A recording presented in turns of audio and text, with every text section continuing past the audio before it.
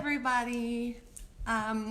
So I'm going to talk today about a really tough subject, which is sextortion and our kids, mainly teens, but sometimes even younger. I'll kind of get into a little bit of an outline of what we're going to talk about, but what I want to say first is keep an open mind when you're listening to this. I know it's tough to think about these things, but if we don't start learning about it and talking about it, then we can't talk to our kids about it, and then that puts them at higher risk for this. So I am Dr. Hess from pdmom.com. Just for those of you who don't know me, I am a pediatrician. I work in a pediatric emergency room, and I'm a child safety expert, and I started a website all about child safety because there's so much going on these days that I think, especially with technology and the internet and all these social media apps, that it's really hard to keep up. And sextortion is one of those new issues that are coming up that is just almost impossible for us to keep up with. So that's why I wanted to talk about it today. So I'm actually going to try to bring you guys up on my Facebook page because you're for some reason not coming up on my phone, so I can't really see any comments that you guys are making. Let me see if I can bring you guys up and then we'll start chatting about this. Interesting. Ooh, okay. So I can keep you on there. Hopefully I'll be able to see what you're saying in there. So just to start out too, if any of you who are watching, if you have any comments, questions, things you want me to touch on, go ahead and comment throughout. I'm going to be watching the comments, and I'll answer them as I can. And for those of you who can't watch now and are watching the replay, still put comments in there or questions because I can get back to them after the fact, and I'm happy to answer as many questions as I can. So a little bit about sextortion and what I'm going to be talking about today. So a lot of people don't really understand what it is, and most people when asked say they either never heard of it or they try and dissect the word to figure out what it means. But essentially what it is, it's a criminal act where somebody demands something of value from somebody else. Now that is usually sexual in nature, photos, explicit photos, videos, requests for sexual acts, sexual favors. Sometimes it's for money as well. And so they ask for that, and they threaten, usually threatening to expose those explicit photos or videos, or even sometimes they don't even have those and they're threatening to expose things that they don't even have just to gain what they want, what is of value to them. And so that's sextortion, and it's become a much bigger problem now that we have the internet and social media access, especially with teens, because a lot of the social media access that they're having are things like live streaming, and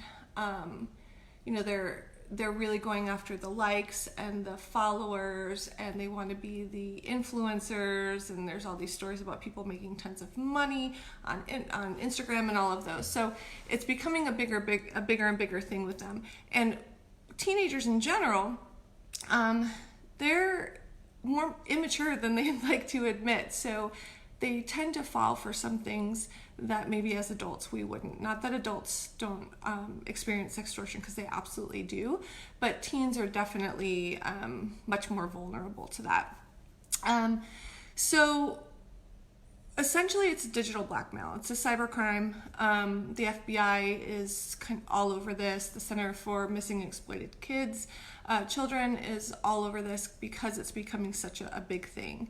And like I had mentioned before, the United States Department of Justice has been warning over and over again, just after looking at all the numbers, that this is one of the fastest, by far the fastest growing threat to our kids right now. And this is why we need to be talking about it. So that's just a little bit about what sextortion actually is. So who are the perpetrators in this? So essentially the way that sextortion works is usually teens. The average age is about 15, a little bit younger for girls. The span is 9 to 17, and for boys it's 12 to 17. And of boys and girls, about 78% of those that experience this, that are victims of this, are girls, and the rest are boys. So it's definitely a little heavier on the girls. And so these girls will be on apps, social media sites, even gaming platforms, any of these. And what happens is there's several different ways that it can happen. One of the more basic ways and slower going ways, I think, is when they end up sexting with somebody that they know. Sometimes it's somebody at school, sometimes it's unfortunately a teacher or coach, and they start sexting, and after the sexting gets to be to a certain point, then the demands start coming out.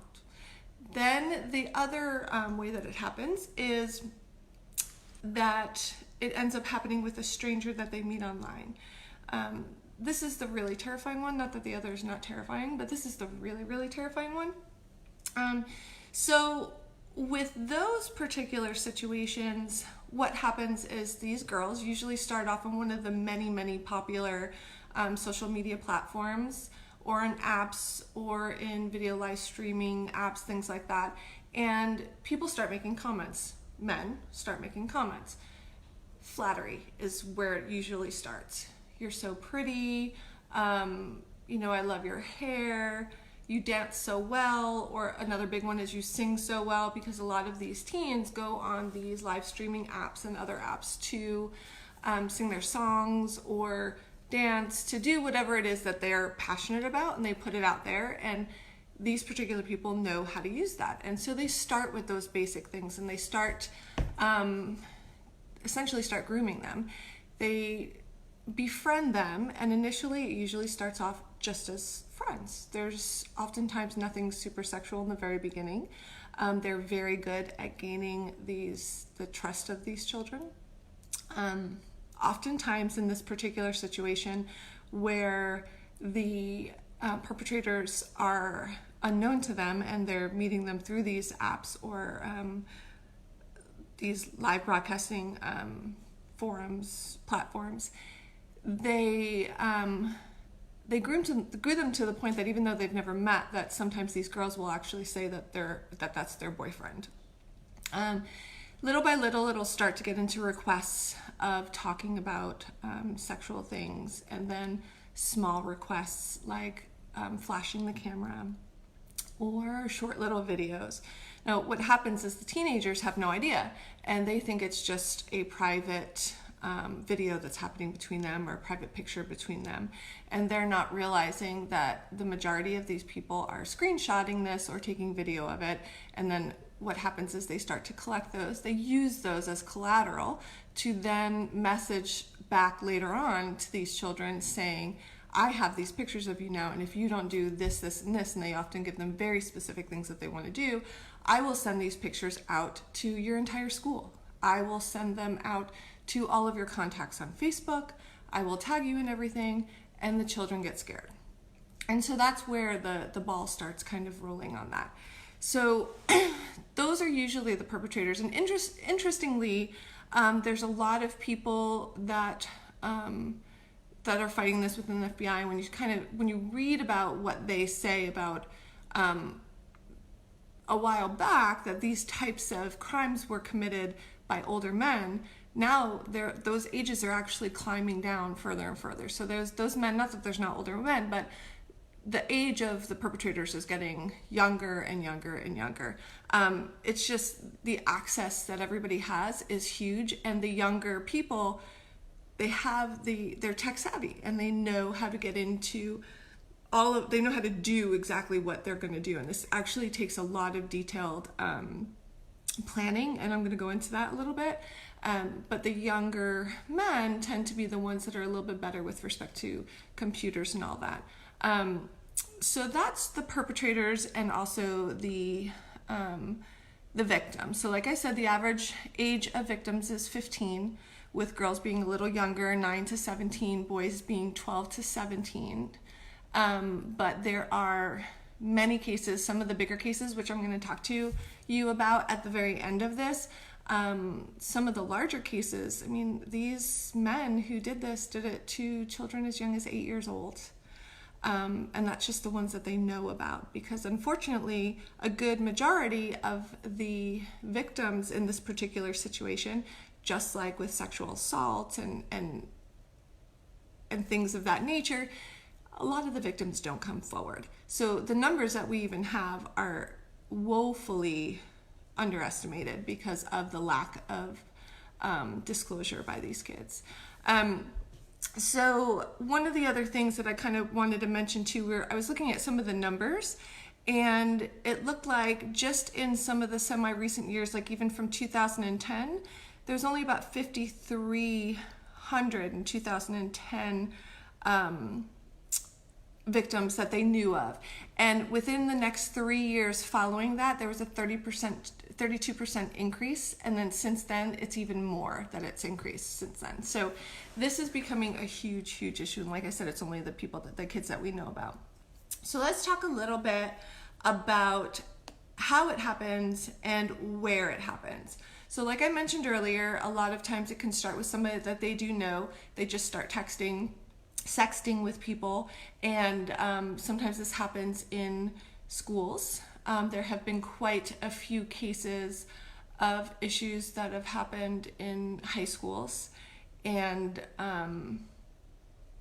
it starts off where these children believe that they're their friends or their boyfriends, and then so not only do they then have the fear of these pictures being sent out, but oftentimes if they do tell, they're the bad guy and the bad girl in the school, and they end up getting bullied, cyber bullied, plus physically bullied at school, and their lives are completely disrupted in many, many ways.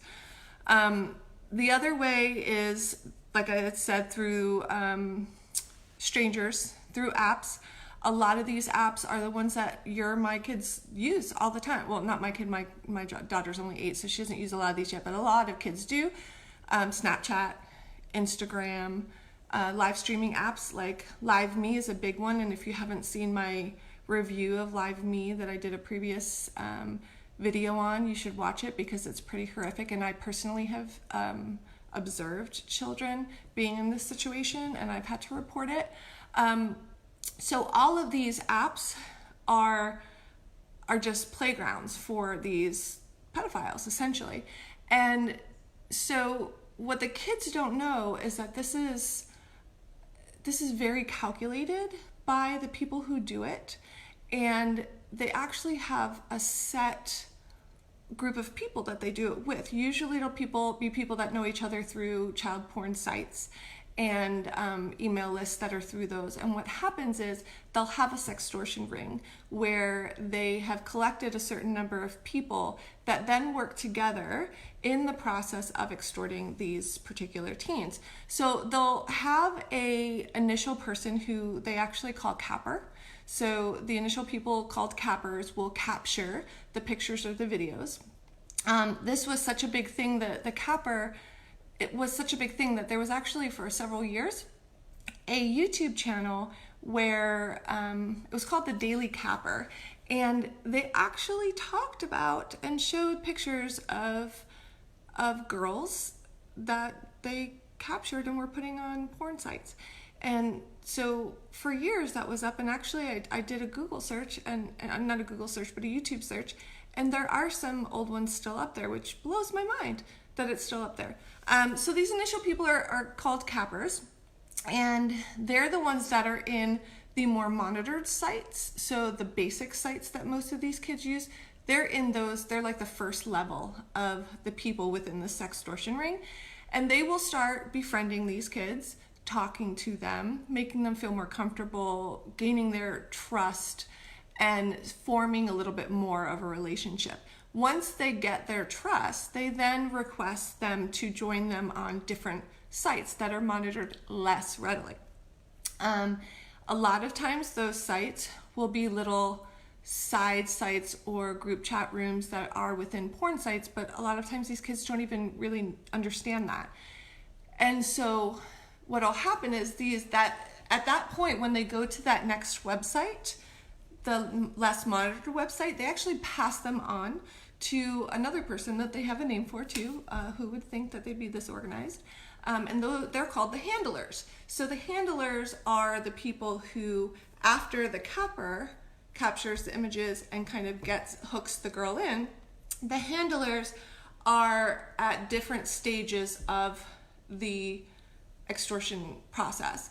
And so that first one then will bring them into this new chat room, have them start doing many other things now. We'll have them doing videos where they are showing nudity, sometimes even asking them to do specific things to themselves in these videos. And then once they have all of that, they pass the child then onto a different type of handler who then works as the person who goes after them to get more. So the one who's really kind of harassing them. And each person within this row of handlers are very, very good at what they do, and they recognize what they do, and they're honest with each other, saying, hey, I'm better at this part, you do that, you do this, and together they actually work to get what they need. Oftentimes the kids have no idea that throughout the process they're talking and texting and videoing with somebody completely different than they were from the beginning. They often think it's the same person the whole way through. So what happens is then that last person ends up requesting the additional videos, additional pictures, and starts making threats. Usually it will end up being to where they'll tell them, okay, well, just give me 3 more and then I'll leave you alone. I won't bother anymore. And the girls say, okay, just 3 more, and then I'll be free of this. After the 3 more, it continues to get more and more. And if they deny, then pictures get sent. There have been cases of pictures being sent to young girls' schools, where it's sent to all the teachers. There have been cases where the people requesting the pictures have hacked into their Facebook pages or other social media platforms and have sent pictures to all of their friends and family. They also then, another scary thing, and I talk about this a little bit more in my Live Me review, a lot of times, even though the kids may not tell them exactly where they live or all the specific details, they're really good at looking around in the back of the videos and like, oh, well, no, I want you to go by the window and take a picture, and then they know what the outside looks like. Or they have them go to a certain part of their bedroom where there might be something that has their address, or take a picture at school and send me a picture at school, and now they have the school name. Like, they're very, very good at these things, and then they start saying to them, I know where you go to school, and I will send everything out if you don't do this. There are interviews of these girls who talk about this particular part in the process, and a good portion of them describe it as feeling like a slave, because they end up having to talk to these people all day, every day. They're asking why they're not getting their pictures. They have to say, I'm at school, I'm here, I'm there. I am looking at your... Hey, hi, Jacqueline and Lisa and Lauren, Aunt Blee and Carrie. Hey guys, and Veronica. Sorry, I'm looking sideways. I'm using my phone and it's all kind of tipsy. So thank you for joining. And just for those guys that came up, I don't know when you popped up because my phone wasn't working very well, but we're talking about sextortion in teens, and we're kind of at the process of where what happens to the girls when they're at the point where they're being threatened. And so some other things, the cappers, the handlers I talked about. So some of the other things that we worry about is that this process not only puts them at risk, obviously, of being put on child porn sites, but it completely destroys them mentally and emotionally. Most of these girls that end up getting caught into this, and it is definitely boys too, but it is mainly girls, and they'll be completely high-functioning girls, and they end up deteriorating before their friends' and mothers' eyes and parents' eyes. And at the time, they don't know why they're deteriorating, but they see the change in them. They become depressed, they become anxious. A lot of them start having self-harming behaviors, cutting. A lot of them, especially if you look at the interviews, they very early on start contemplating suicide because they feel like they have no way out. and they are full of embarrassment, shame, because oftentimes in the very beginning, they're tricked into doing this initially, and so they think to themselves, well, I chose to do it, and so this is all my fault. And so the shame is there. They end up going along with all of this just to try to prevent it, and that process can actually drive them crazy. There have been plenty of cases of girls who have committed suicide as a result of this particular, of being a victim to this. And the ones who have not, if you really read about what they have to say or watch the interviews of what they're saying, most of them have contemplated it, which is horrendous. So, talked about the effects on them.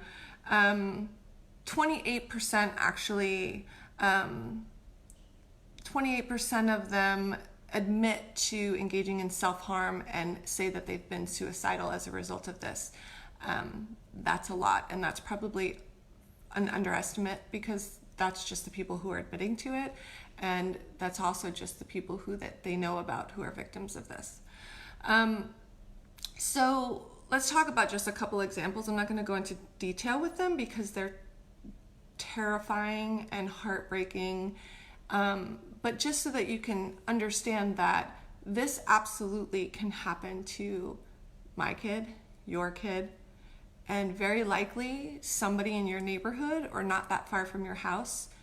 Very likely there is a young girl or young boy who is at some point in this process, because it's that common right now. And just to back up, one thing that I didn't mention too is that sometimes these particular girls, it starts off not with that relationship. Sometimes it's out of the blue. There was one particular case, her name was Ashley, and she did not have any conversations with anybody. It was back when MySpace was on, and she got a message through MySpace that said, I have a naked picture of you, and if you do not send me additional pictures with exactly what I want, I'm going to send them to everybody, your family, your friends. And initially, she did not send it. She didn't even open the message, because at the headline it said, I have naked pictures of you, and she's, well, I didn't take any naked pictures, so it must be just one of those scam messages. And they persisted and kept hounding her and hounding her and hounding her to where it made her second guess. Maybe I did somehow let somebody see me naked. Then she started getting paranoid about her computer. Well, I do have a computer with a webcam on it, and I leave it open sometimes when I'm in my room changing. Maybe they were able to get into my webcam and take a picture, which, by the way, they absolutely can do, and they do that. So she started second guessing, and then went right along with this because she was just so terrified of the possibility of her life being ruined and her family being disappointed, that despite knowing in her heart that she had never even allowed anybody to see her naked, let alone take a picture, that she ended up going along with it. This particular girl, Ashley, was one of over 350 young girls, ages between 8 and 17, that one particular man did this to. One of the largest cases that was conducted by a single person, and he did it for years. He was a young man. His last name was Chancellor, and he was between the ages of about 25 and 30 when he did this. He did it, I believe the girls were in about 26 states in the United States, UK, and also in Canada. And Ashley, the one I just told you about, was actually the one that ended up getting him caught. Her mother found out by looking at her computer, and by the way, you have to go to the FBI's website about sextortion and watch her video where she talks, because right now this is what she's doing. She's educating people about what she went through, and she talks about it in a way that gets you to say, hey, that could be my daughter, because it absolutely could be, but sometimes it's hard for us to really get that, so please go and watch that. Making sure that you guys are all, hey Megan, hey Steve, what's up? So her mother and her, because of her particular case, ended up calling the police, who called the FBI, and they, with a lot of difficulty, ended up catching him. They found in his apartment that he had multiple folders. They were labeled in the computer, multiple folders labeled in progress, done, still working on them. About 350 girls they talked about, and they have yet to even find about half of them. I think they have the pictures, but they haven't been able to identify who they are at this point. So that particular guy is currently in jail for 105 years. Not enough, according to me, but he is in jail for 105 years. So it's funny because unfortunately, when you watch her videos, she will actually say that she's one of the lucky ones, because despite contemplating suicide over the torture that this was for her, she says that she failed. She tried and she failed, and she's alive, and she knows that there are a lot of children who have been through this who tried and did not fail and succeeded, all over somebody behind a screen who spends their lives torturing these girls. So some other cases, just to give you a couple ideas of kind of how prevalent this is. Between 2005 and 2009, so even though this was a while ago, there was two people, Ivory Dickerson and Patrick Connolly, and they actually did this to 3,800 children. 3,800 children. It's so much more prevalent than what most people want to believe, and that's what's so scary about it, because unless we start talking about it and unless we recognize that it's a problem, how are we going to talk to our kids about it? How, if we as parents don't know what's happening, how it's happening, that it could be happening to our kid, and what to do to stop it, it's going to happen to our kids. So that's why I'm here, and why you need to be here and help me help everybody else. Okay, so let's talk a little bit about, let me make sure that I'm not missing any of your questions. I'm sorry I'm going sideways. There's an older case from Canada where this happened. Amanda Todd. Oh, yes. So she was actually, thank you, Carrie, for mentioning her. So she was another one that I was going to mention today, and I got caught up in the other ones. But so Amanda Todd, terribly sad case. I actually posted a story about her yesterday in preparation for this, in case anybody wanted to watch a story to kind of get a handle on what was going on. And terribly sad story about a girl who, like many of the girls in this situation, she got onto these apps and onto these web pages, and she was a vulnerable kid, and she needed attention, and she was getting the attention that she needed on these apps, which is where most of this starts. Like how I mentioned before, it starts with flattery and attention, and people think you feel beautiful, you're a beautiful singer. I mean, that can go a long way to a young kid who's having a tough time at school, who might be being bullied at school, whose parents might not have the best relationship, and there's lots of fighting at home. All of those things set these kids up. They drink up this attention, and then they fall in line, and then by the time they realize what it is all about, it's too late. And that's what happened to Amanda Todd. She was on several sites, and she was doing live streaming, and somebody asked her to lift her shirt, and she did for seconds maybe, and they screenshot it, and that started her journey of hell, literally of hell. She ended up being tortured and stalked by this person who threatened her, who did send pictures to her school. Of course, then at school she became the slut, and she was getting bullied at school because of it. She couldn't go anywhere.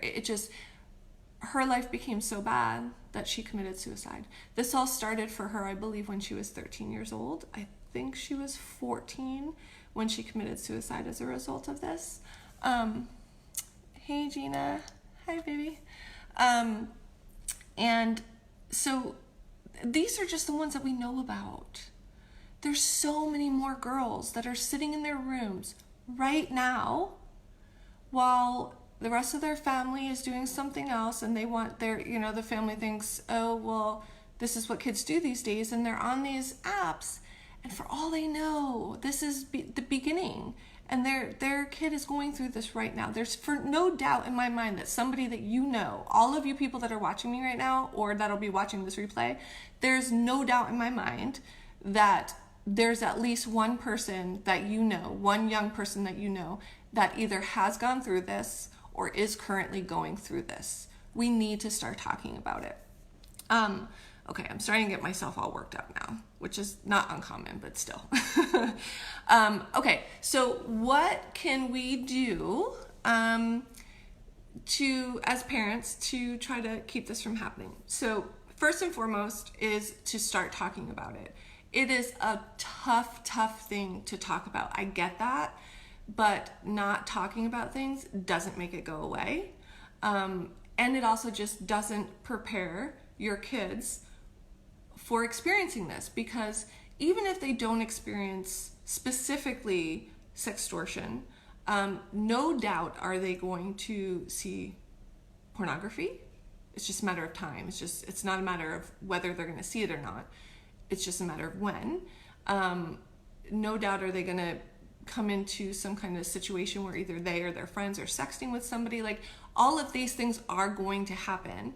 So we need to talk about them. And the risk of missing this and not talking about it, and what can happen if your kid isn't feeling comfortable to tell you, is just too huge to not do it. So we need everybody to get over the taboo, not wanting to talk about things that are taboo, not wanting to talk about things that are tough. And we need to talk about the tough stuff. You need to start talking about it early. Now, obviously, it needs to be age appropriate, but you start talking early. There's actually even books out there for 3 to 6 year olds that talk about what are good pictures and what are bad pictures. So a lot of us talk all the time about what's good touch, what's bad touch. People shouldn't be touching your privates. Nobody talks about pictures. We need to be talking about pictures, because maybe you tell your kid what a good touch and a bad touch is, and they were never touched, but somebody told them to take their clothes off and took a picture. According to what you've told them, there's nothing wrong with that, because you didn't discuss the fact that that was not okay. Nobody touched him, and mommy just said nobody was supposed to touch me, but he didn't touch me. So that's where the talking comes in. We need to talk about what are good pictures, what are not good pictures. As they get older, you start talking about the role that social media and these apps are going to play in their lives. And you be brutally honest, but you be brutally honest while being non-judgmental, while being understanding, empathetic, and just listen to them, because that's where you're going to get the most information. Just listen to them, because if you start to come off about how you can't do that, you're not allowed to use that app, you're not allowed to talk to people you don't know, you become that parent that doesn't know anything, and then they don't tell you. So that's a big thing with them. When they're very, very little, another thing that you can do to talk to them about is not only talking about good pictures and bad pictures when you're talking about good touch and bad touch. You can also come up with a very specific plan of what to do if they come into contact with pornography, because like I said, it's going to happen. It's just a matter of when. So we constantly talk to our kids about, what do you do if there's a fire? What do you do if a stranger comes up to you while you're at the park? What do you do if one of your friends has a gun, right? We talk about all these things. The kids have a concrete plan. They know exactly what they're supposed to do. They're supposed to turn, run, tell somebody, whatever it might be. We don't do that with this stuff, but why not? So maybe you make that same rule with if they run into a time where somebody is showing them a picture that's inappropriate. You turn, run, and tell an adult. Make sure that they know they'll never get in trouble for seeing a bad picture, and that seeing a bad picture does not make you a bad boy or a girl. That it happens. It's outside of you. That's a big thing too. That just because you might see it, that doesn't mean that you're bad, which is why you should be able to come and tell me. That just made me lose my thought because I went off on a little mini tangent. It'll come back to me. So that's what we want to do when they're little. And make sure that they know that you understand that sometimes it happens, and that if it does, like, make it sound like if it does happen, you can come and talk to me, as opposed to saying this should never happen, because then when it does, they think, oh, this was a big no, I can't admit to it. So when they're older, some of the other things is make sure that they know really what being on the internet means, and make sure that they understand that what goes out there never ever comes back. With respect to pictures, a way that you can try and talk to them, even though they might think this sounds corny, is you say, you know, don't send any pictures out that you wouldn't show your grandmother, right? I mean, that's a way to kind of give them a concrete thing to think about, because teenagers need concrete things to help them through this, because when you leave it gray, they're just gray in general, so they need more concrete things. And then not only talk about this stuff like what we're talking about, but go onto the FBI website and listen to the story of that particular girl and what happened to her. Let the girl, the people who have been through this, let them explain to the kids what happened to them, because oftentimes, no matter how good we think we are at talking to our kids, we're still the parent that doesn't know anything. We're still the one that doesn't understand. We're still the one that didn't grow up with social media, so we have no idea what we're talking about, right? I thought the same thing. I mean, we all did, and for generations to come, kids are going to think that. So bring in the people who have been there and get them and watch it with them and talk to them about it, so they know it's something that you've been thinking about. Because if you've been thinking about it, they feel more comfortable saying, well, I've been thinking about it too. And then maybe they start opening up to you. So some practical things that you can talk to your kids about within this conversation is, we talked about the pictures, and using grandma or whoever, however you want to say that, as a concrete plan. Make sure that they're not, talk to them about not opening attachments or pictures from people that they don't know, because those particular things that they're opening can allow people to hack into their accounts. And that's where a lot of this stuff happens, is within the social media accounts. Turn off devices when you're not using them, and close your computer, because the terrifying thing is that these people can actually get into their computers and use the camera. And if it does happen to your kid or your kid's friend, immediately call the police, FBI, the National Center for Missing and Exploited Children. Any of those have tip lines that can be anonymous if you choose to, but if it's your kid, I assume that you wouldn't want it to be anonymous. But they also have really great technology to where they have all of these algorithms within their database where they can figure all this stuff out, even if you have very, very little information. And that reminds me, tell your kids to never delete anything out of fear that they're going to get in trouble. If somebody is doing this to them, they have to save everything. So I'm going to scan through really quick and make sure. Sorry, I'm going sideways again. Is there certain apps that these predators go to most? Oh, definitely. The live streaming apps are the biggest ones. So two are the biggest things: the live streaming apps and the apps that have messages and pictures that disappear, because they know that the kids feel more comfortable on the ones where they disappear, like say Snapchat, because they know that they can get kids to do something thinking, oh, well, my parents will never find this because it just disappears. And they could care less if it disappears, because they'll just take a quick screenshot of it at the time, right?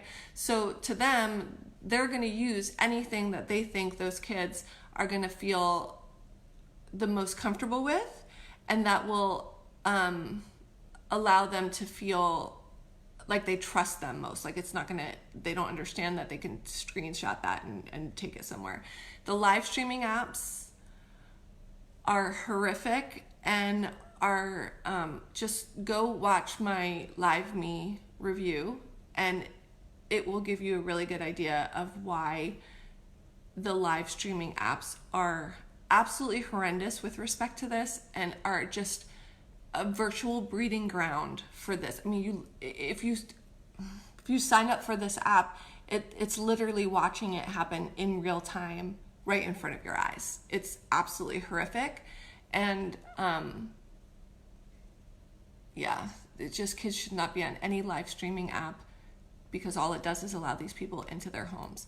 But then again, I also think that they shouldn't be having computers or anything in their rooms privately either. But the problem with that is they can have access at any other time. So it's not like you have full control. And you shouldn't have full control because this is their life now. And we can't say you can't do it. I mean, you have to be practical. This is how they're growing up. So we need to accommodate. They don't need to accommodate. We need to accommodate. So yes, those are the apps that are most prominent. Okay, so what I'm gonna do for those of you, oh yes, and Lisa says it is crazy of how organized it is. I mean, I was blown away as I started to look into this, how organized these people are. It would put most businesses to shame, like how it's a well-oiled machine. These kids are just in the hands of people who are masters at what they do. And that's what's terrifying about it. Like we like to think that they're just these, excuse my language, but scumbags. But they're good at what they do. They know what they're doing. They do it really, really well. And that's why we need to get our kids before it happens, arm them with the information and the knowledge that they need to recognize that it's happening, because they recognize it later. All of these girls say that at a certain point they knew something was up. We need them to recognize it early on before it gets to that point. So the only way to do that is to educate yourself so that you can educate your kids. So what I'm going to do is I'm going to write all of this out. I have tons of information that I will include in the blog post that I'm going to put out. I will put links into that of the stories of Ashley that I talked about, and also the story of Amanda Todd, the story of the perpetrator Chancellor. I will put all of that in there because I think they're fabulous things to be watching with your kids. Sit down, get some snacks, and talk it out. So I'll put all of that. I'll put a bunch of resources in where you can get some additional information. And then I am also going to be speaking with somebody who this actually happened to at a certain point in the near future. So hopefully we can get some real information out for you too. But in the meantime, please continue. For those of you who may be joining later and watching the replay, please put in any questions, comments, things you're thinking about, issues you're having with your own kid. If you're wondering how you can address something with them, put all of that in there. I absolutely will read it. I absolutely will address it. And also, bring your friends to see this, like the page, go to the website, all of those things help me reach more people. So I know it sounds cheesy. Like I feel like I sound like a teenager when I'm saying, oh, I want the likes. I want the exact thing that I'm preaching against. But if that doesn't happen, then I can't reach the people that I need to reach. I also need you guys. Come tell me what you want to learn about so that you can then go out and teach other people too, teach other parents. It's not at all about me. It's about me trying to get all of you guys in on this so that we can just all teach each other, create the village that we need to keep our kids safe. So learn as much as you can, ask me as much as you can. I definitely don't know everything, and the stuff that I don't know, I'll find out, or I'll find the person who does know and I will send them your way. But we need to really start talking about all of these things and just pulling ourselves together so that we can save our kids from these creeps, because this is a huge, huge deal. So again, bring your friends, like the page, let me know what other topics you might want to talk about. I have a ton of stuff coming up. I'm going to start doing weekly videos. Next week I have a really cool one coming up, which I will put a post up about soon. I'm going to do a dual video with somebody who's got lots of information and stuff that can help us as parents. And I want to do the stuff that you guys want to hear about, things that you have questions about, or things that your kids have questions about. If your kids have something that they want to hear about, by all means, because I can do something for them too. It's not just for the parents. So I think that's it for all of you guys. Looking at the last ones, any signs that this might be happening to your kids that they are not saying anything? That's a good question. Oh, that's a great question, Lauren. So yes, there are absolutely signs, and it was almost universal in everything I was reading, the people I've spoken to, and interviews that I've watched across the board. The people who experienced this definitely had a personality change, oftentimes a change to the point where their parents would say they were just a different person. Like I mentioned earlier, they become depressed, anxious. A lot of them start self-harming. Cutting is a big thing in the girls that go through this. They start withdrawing from their friends. Oftentimes this is associated with being bullied at school, because once kids see these pictures, whether the school kids were involved or not, if these pictures are sent to their friends on Facebook or anything else, they end up getting bullied at school. They're cyberbullied, so they're getting it from all ends. So these kids absolutely start changing personality, start becoming depressed, end up like just actually looking different. So that's definitely a sign. And a really great movie to watch that was recommended by Lisa, who's here watching, to me, was Audrey and Daisy, which is on Netflix, which talks about two girls. It's not, one of them is more sextortion, the other one is, they're both kind of related to an actual sexual assault because it was somebody that they saw personally. But just to get the idea of what goes through a girl's mind when this kind of stuff happens, those girls are interviewed throughout that movie, and I think listening to them tell their own stories I could talk for days about it and not get it across the same way that somebody who has actually been there can. So I think it's super important for us to be watching that, and that's why I'm going to put all of those links into the blog post that I'm going to put up tomorrow. Let me see. Hey, Sylvia. Thank goodness. That's funny. Hey, thank you so much. Oh, and my hubs is here too, and my teacher, my daughter's teacher. So thank you all for coming. Stay tuned for what's going to happen next week, because we're going to be doing some other fun stuff. The other thing is I'm going to be starting a campaign with respect to kids who are doing amazing things. So if you guys happen to know of kids who are doing fabulous things in their community or in their family, or just kind of triumphing over something in their lives, let me know so that I can try and contact them maybe. Lots of cool and fun stuff coming up. And that's it. Thanks for coming. I hope you guys have a great night. Let me know if you have any questions.